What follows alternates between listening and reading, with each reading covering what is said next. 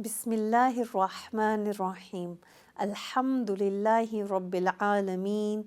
As-salatu was-salamu ala Sayyidina Muhammad wa ala alihi wa sahbihi at-tayyibin at-tahirin. Assalamu alaikum, my dearest brothers and sisters, and welcome to this episode of Pillars of Islam. In the previous episode, I started to give you details about paradise. And insha'Allah, in today's episode, I will continue to convey the details that Prophet Muhammad sallallahu alaihi wasallam informed us with regards to this place. Allah revealed in the Quran in Surah Al-Imran, Surah 3, part of Ayah 133, about paradise. أُعِدَّتْ لِلْمُتَّقِينَ. It means it is prepared for the pious people.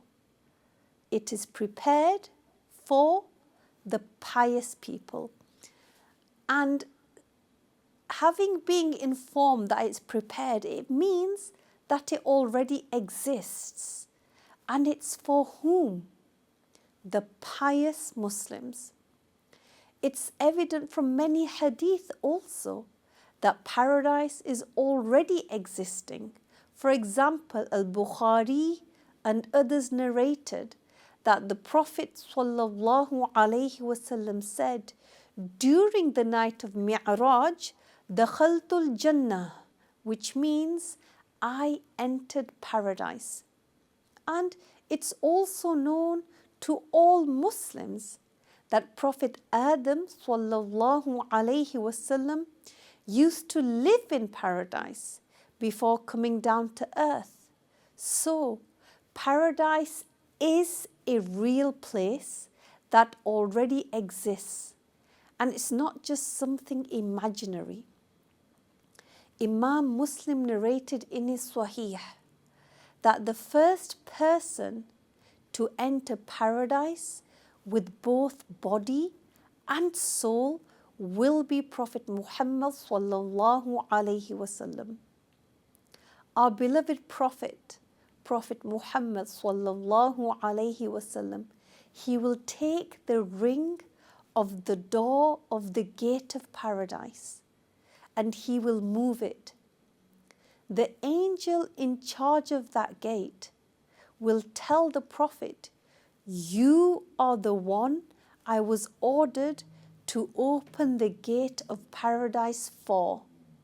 I was ordered not to open it for anyone before you. Subhanallah. My dearest brothers and sisters, in paradise there are different levels, maratib, and the highest level, which I'm sure you all know, is called Al-Firdaus.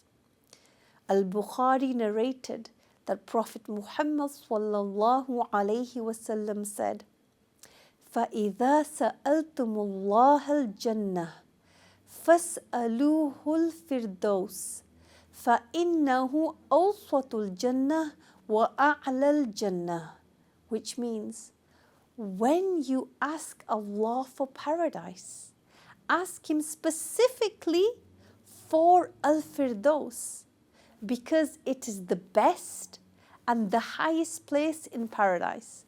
So my dearest brothers and sisters, when you make dua to Allah, asking, praying that you're granted paradise, pray for the highest levels of paradise, Al-Firdaus. Now, the four rivers of paradise spring from Al-Firdaus. That is the river of water, the river of milk, the river of honey, and the river of non-intoxicating wine. In the hadith of At-Tirmidhi and others, it is narrated that the Prophet sallallahu alaihi wasallam mentioned that there are 100 different levels in paradise, and the distance between one level and another is like the distance between the earth and the first sky. Now, the first sky is very far away from the earth. Everything that we see above us, the sun, the moon, the stars, all of this is below the first sky. So what did Prophet Muhammad sallallahu alaihi wasallam mention? He said that there are 100 different levels in paradise. And the distance between one level and another is like the distance between the earth and the first sky. So my dearest brothers and sisters, how we spend this life will determine which level of paradise we enter. So I know I want to be in the highest level of paradise, and I'm sure you do too. And inshallah, we pray for that and we work for that. Now, paradise also has 8 different gates, and it has wide walls surrounding it. Amongst these 8 gates, there is one called Ar-Rayyan. And on the Day of Judgment, the Muslims who used to fast in this life will be asked to enter paradise through this gate, Ar-Rayyan. After they all enter through it, that gate will be closed and no one else shall pass through it after that. Note that once a person asked Prophet Muhammad sallallahu alaihi wasallam, he said, would it be possible that a person enter through all these gates to paradise? And Prophet Muhammad sallallahu alaihi wasallam said, yes. Paradise, as I've mentioned previously, is a place where the person, the people who inhabit it, do not experience pain, do not experience sadness, do not experience illness, getting old, getting tired, or even death. Every one of the people of paradise experiences enjoyments without an end. Paradise doesn't come to an end, and the enjoyments in paradise do not stop. In fact, a person does not even get tired or bored in paradise. And people don't sleep in paradise because they remain enjoying in it every moment, subhanallah. Now, I will give you some details with regards to the people of paradise. Everyone among the people of paradise will be as tall as Prophet Adam alayhi salam. And Prophet Adam alayhi salam was 60 cubits tall and 7 cubits wide. All the people who enter paradise will be on that size regardless of their size or shape in this world. Regardless of their size and shape in this world. All of the people of paradise will be as if they are 33 years old. Okay? As if they are 33 years old. The men do not have any beards in paradise. In other words, the people of paradise do not have any hair on their bodies or faces except for their eyelashes, eyebrows, and the hair on their heads. This is just as At-Tirmidhi narrated that the Prophet sallallahu alaihi wasallam said, Ahlul Jannah Jurdun Murdun, which means the people of paradise will not have hair on their faces, so no beards, no moustaches, and they will not have hair on their bodies. all of the people of paradise are beautiful. They will be made to be more beautiful than they were in this life. And the least among them, the least beautiful among them, would be as handsome as Prophet Yusuf alayhi salam was in this life. Subhanallah. This is a place, and there is a place, subhanallah, to which the people of paradise go every week. The man goes to this place, and when he returns to his wife in paradise, she would tell him, "You look more handsome." And he would tell her, "You look more beautiful than before." The people of paradise, after eating and drinking, they do not urinate nor defecate. Rather, they produce a sweat. But even this sweat is not like the sweat of this life. In fact, it will smell like musk, and it will not be dirty. In other words, whatever they eat and drink doesn't turn into something disgusting like urine and the like. Rather, it goes out of their bodies like musk. And the people in paradise, they won't spit, and nor do they blow their noses. Now, my dearest brothers and sisters, if a person wanted to visit someone in paradise, he doesn't get tired. He doesn't put effort in to do that. What would happen? The seat where he sits flies and takes him to the other person. He talks to the other person, and if he wants to go back, he flies back to his home. Subhanallah. Look at that. How, amazing is that? Everyone among the people of paradise is happy with what they have. Whatever one desires, they get it immediately.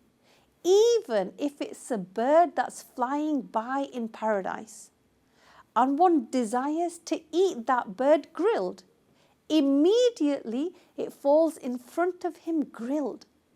And then after one eats its meat, the bones again get covered by flesh and feathers, and the bird comes back to life and flies away. Subhanallah. This I mentioned, it's not a fairy tale, it's not fiction, it's a reality. And paradise exists now. It exists now. Subhanallah. When you listen to this detail, you'll be amazed. I'm sure you've been amazed up till now, but subhanallah. There are individuals that Allah created them in paradise to serve the people of paradise, and they are called Al-Wildan Al-Mukhalladun.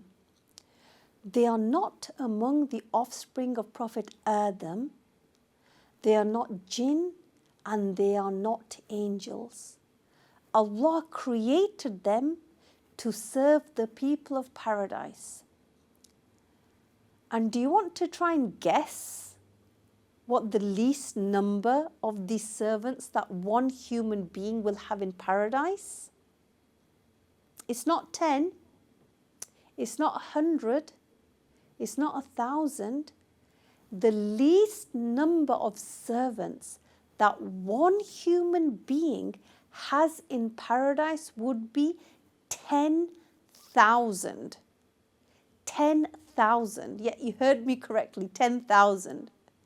Each one of them carries a platter of gold in one hand and a platter of silver in the other hand. Subhanallah, no one Not even a king in this world would have something like that. Not even 1/10. Subhanallah. Subhanallah. Ibn Hibban narrated a Sahih hadith in which Prophet Muhammad sallallahu alaihi wasallam described paradise. He first said, هل مشمر للجنة فإن الجنة لا خطر لها, which means, are you ready to put effort to get the great reward of paradise? Indeed, paradise does not have something similar to it. The Prophet ﷺ then said, he gave details about paradise. He said, Hiya wa rabbil ka'bati nurun yatala'la. What means?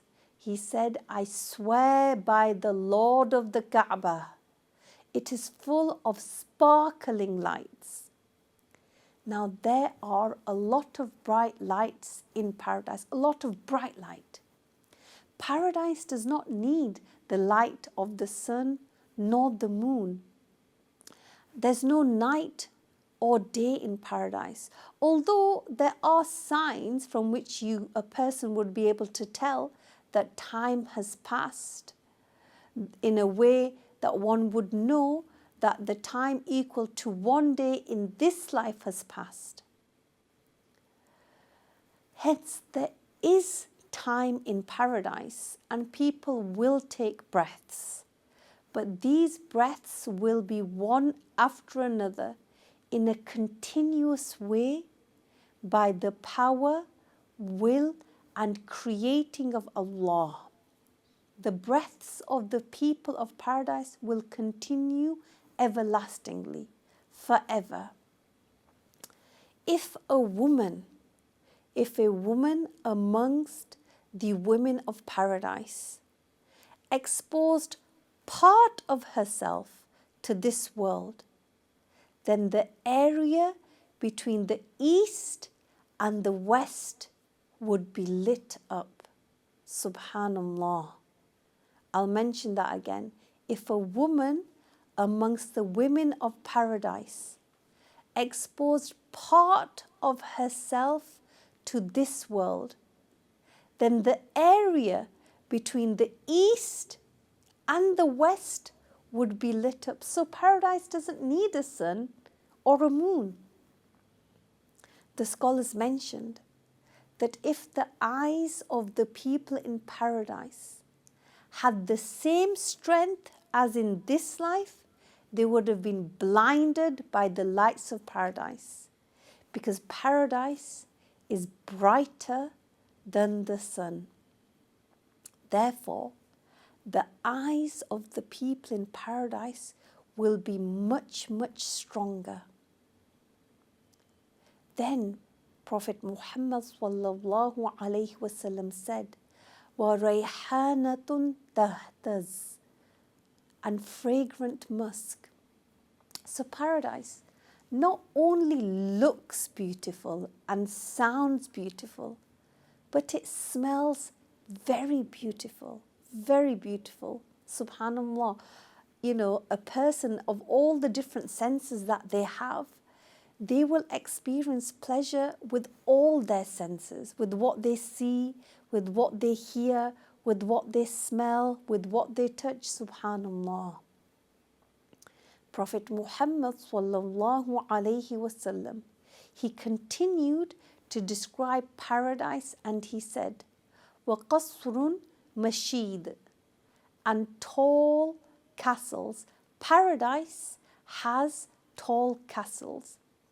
Now, it was narrated in another hadith that the believer would have a place made out of a single hollowed pearl that is 60 Islamic miles high and 60 Islamic miles wide, which means it would be bigger than the whole of London. So they would have a palace. A believer in paradise would have a palace made out of a single hollowed pearl. And we know how precious pearls are, how beautiful they are, and how small they are. Imagine a palace being made out of a single, not lots of pearls joined together, but one single hollowed pearl whose height is 60 Islamic miles and width is 60 Islamic miles. In other words, bigger than the whole of London. Now, my dearest brothers and sisters, the richest person in the world, okay, the richest person, doesn't even own 1% of London. Whereas a person in paradise will have one palace which is bigger than the whole of that. Subhanallah. There are also other buildings in paradise. Some of the buildings in paradise are built in a way that one brick is made of gold and the other one is made of silver. Subhanallah. One brick made of gold and the other one out of silver. And what would hold these bricks together?